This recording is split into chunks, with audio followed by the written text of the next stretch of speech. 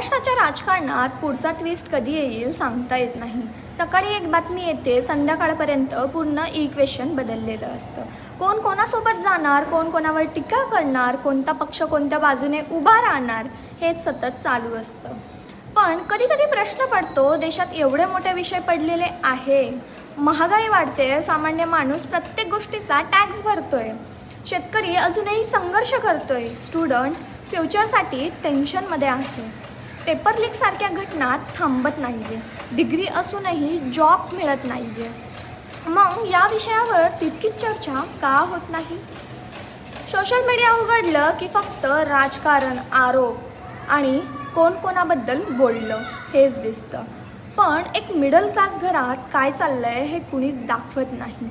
आई वडील EMI भरताना विचार करतात, एक स्टुडंट फ्युचरसाठी किती मेहनत घेतो, एक शेतकरी पावसाकडे बघत किती आशेने जगतो. हे टॉपिक का व्हायरल होत नाही? राजकारण हो महत्त्वाचं आहे, पण जनतेचे प्रश्न त्याहूनही अधिक महत्त्वाचे आहे.